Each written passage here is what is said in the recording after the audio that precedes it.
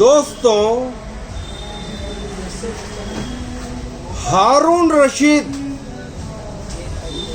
آدھی دنیا کے بادشاہ اپنے وقت کے، ان کے بعد ان کے بیٹے مامون رشید بادشاہ بنے۔ مامون رشید کا ایک بیٹا نام ابراہیم اپنے محل کے بالا خانے میں بیٹھے ہوئے دریا کے نظارے کر رہے تھے۔ ایک مسافر کو دیکھا، وہ کشتی سے اترا، خشکی میں آنے کے بعد، زمین میں آنے کے بعد اس نے اپنا جھولا ایک طرف رکھا، دریا سے وضو کیا، مصلی بچھایا اور نماز ادا کی۔ نماز پڑھنے کے بعد جھولے میں سے ایک برتن نکالا، اس میں دریا کا پانی لیا، پھر جھولے میں سے روٹی نکال کے اس کے اندر ڈبوئی اور کھانے لگا۔ کھانا کھانے کے بعد تھوڑی دیر خیر اللہ کرنے کے لیے، یعنی آرام کرنے کے لیے لیٹ گیا۔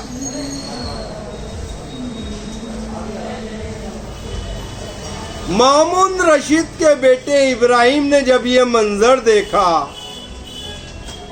اس کا اس کے دل میں اثر ہوا اور اس نے ایک خادم، ایک سپاہی کو بھیجا کہ ان کو لے کر کے آؤ، بلا کے لاؤ۔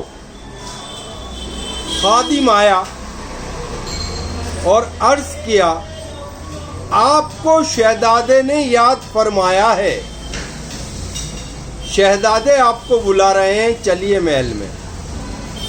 وہ سمجھے کہ کسی مزدور کی ضرورت ہوگی اس لیے بلا رہے ہیں، تو انہوں نے کہا کہ بھائی مجھے میرا مزدوری کرنے کا ابھی وقت نہیں ہے اور میں آرام کر رہا ہوں، آپ کسی اور مزدور کی تلاش کر لو، کسی اور مزدور کو لے جاؤ، میرا آرام کا وقت ہے۔ خادم نے جا کر عرض کر دیا شہزادے سے، شہزادے نے کہا لے کر کے آؤ۔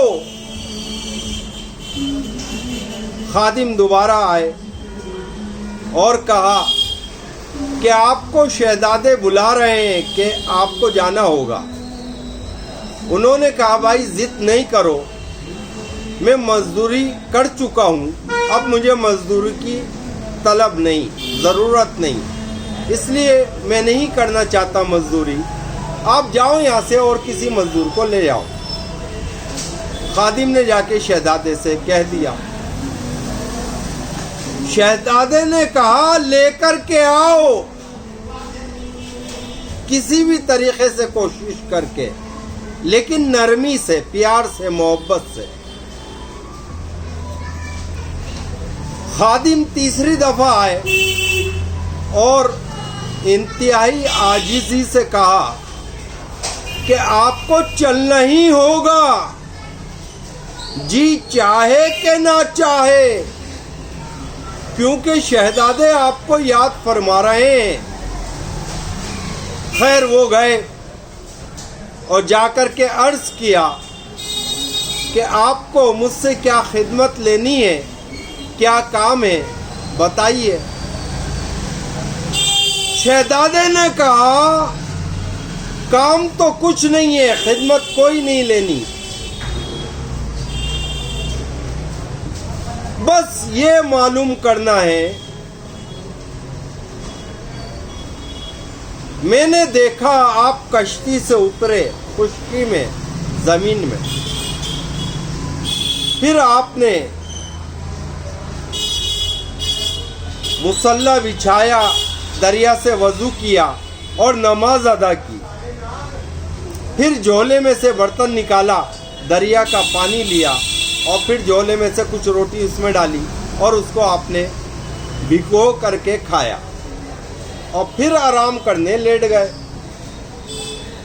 ہم نے آپ کو بلوایا, آپ نہیں آئے, جبکہ لوگ ہم سے ملنے کو ترستے ہیں. موقع ڈھونڈتے ہیں محل میں آنے کا. ہم نے آپ کو یاد فرمایا, بلایا, بار بار بلایا, آپ نہیں آئے. انہوں نے کہا ہم اپنی زندگی میں خوش ہیں, اللہ سے راضی ہیں. شہزادے نے کہا آپ کا یہ سادگی اور یہ سیدھا سادہ زندگی گزارنے کا طریقہ دیکھ کر ہمارے دل پہ بہت اثر ہوا ہے. آپ بتائیے کیا اس حال میں اللہ سے راضی ہیں, اللہ سے خوش ہیں؟ انہوں نے کہا الحمدللہ میں اللہ سے راضی ہوں, خوش ہوں. کہا اچھا ایک بات بتائیے, ہم نے دیکھا کچھ روٹی آپ نے بھگوئی اور کچھ واپس جھولے میں رکھ لی تھی, ایسا کیوں کیا؟ انہوں نے کہا میری ایک ماں ہے اور بہن ہے, میری ماں ہے اور بہن ہے, یہ ان کے لیے رکھی ہے. رات میں ان کے ساتھ کھانا ہم سب ساتھ میں بیٹھ کے تینوں کھاتے ہیں. تو کہا اب جا کر کے کیوں نہیں کھایا ان کے ساتھ دوپہر کا کھانا؟ تو کہا وہ روزے سے ہوتے ہیں, اس لیے روزہ کھولنے کے ٹائم ہم ساتھ میں شریک رہتے ہیں کھانے میں, اور دن میں مزدوری کے لیے نکل جاتا ہوں. تو کہا آپ کی سیدھی سادی زندگی,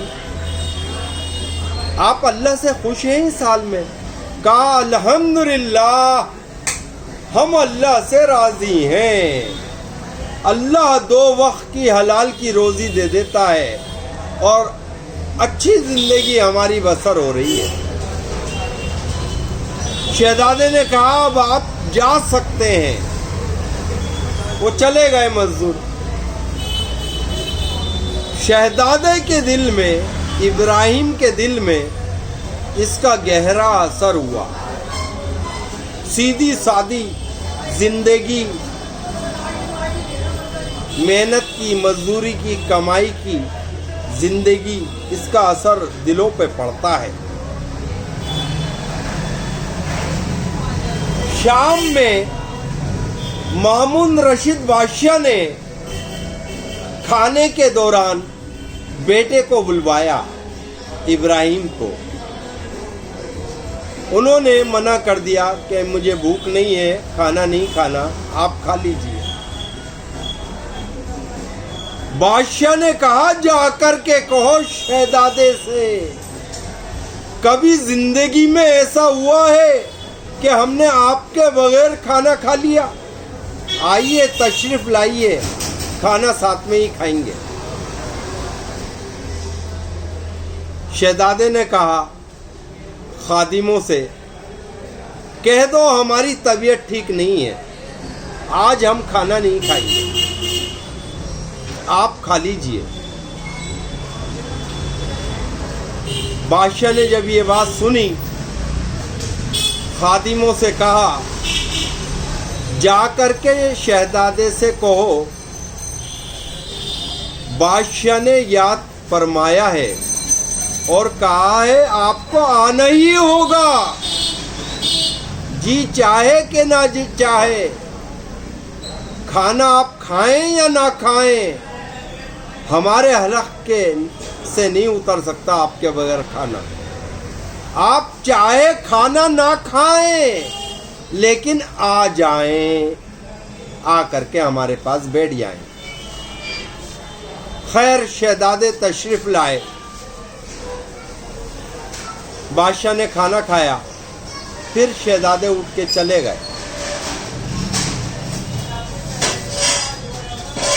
آدھی رات میں शहजादे ने एक खादिम को साथ लिया और महल से चल दिए। काफी दूर जाने के बाद शहजादे ने खादिम से कहा, मैं कपड़े तब्दील कर रहा हूँ, ये शाही लिबास मेरा ले जाकर बादशाह को दे देना। और वो शाही तमाम सामान जेवर जो वो पहने हुए थे वो उतार के खादिम को दे दिए और सीधा सादा लिबास पहन के चले गए। और खादिम से कहा कि अभी नहीं बताना, जब मेरी तलाश हो उस वक्त बताना। और कह देना कि शहजादे ने मना किया था।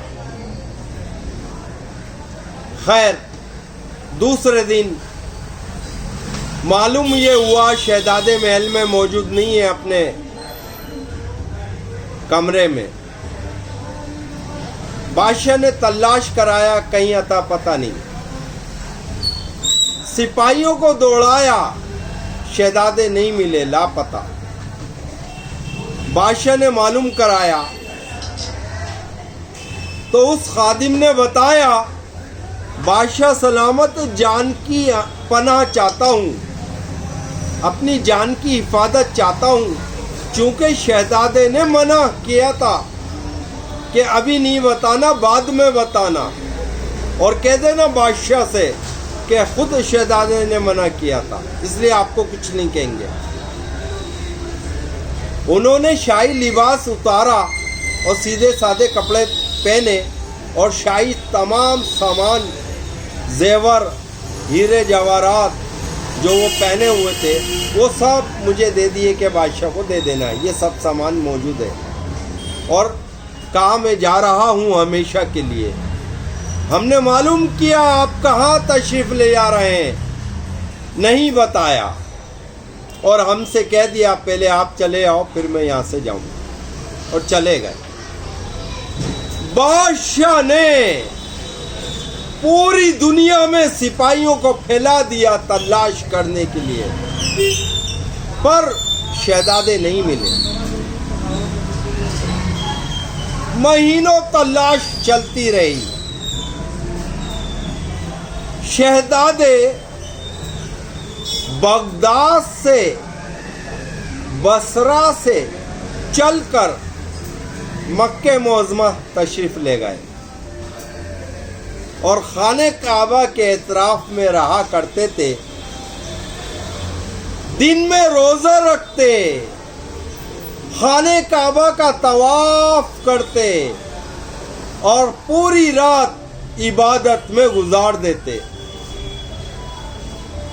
रात दिन अल्लाह अल्लाह में लग गए,